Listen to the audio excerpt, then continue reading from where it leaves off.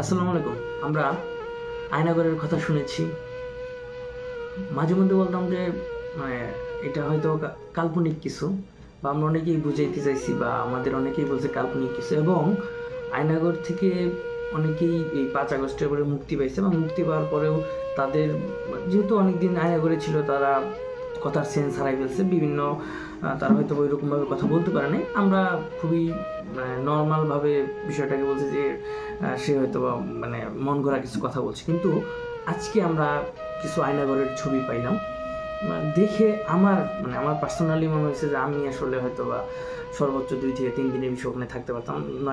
3 দিনের বেশি আমাকে রাখলে আমি নিশ্চিত মারা যেতাম, এই বিষয়টা। হ্যাঁ, এবং আরেকটা যে এটা সরকার যে কাজটা করছে, এটা আসলেই আমি অন্তত ভালোভাবে নিতে পারতেছি না। কারণ আয়নাঘরটা এটাতে দীর্ঘদিন মানুষকে নির্যাতন করা হয়েছে। 8 বছর, 6 বছর, 5 বছর, 2 বছর এইরকম নির্যাতন করেছে। এবং সেই আয়নাঘরের বিভিন্ন জায়গায় তারা তাদের নির্যাতনের বিভিন্ন চিত্র, বিভিন্ন কিছু তারা লিখে রেখেছে।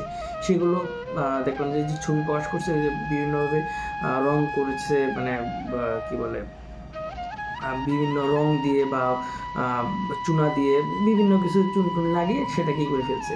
এটা আসলে ঘৃণিত কাজ করেছে। ধন্যবাদ।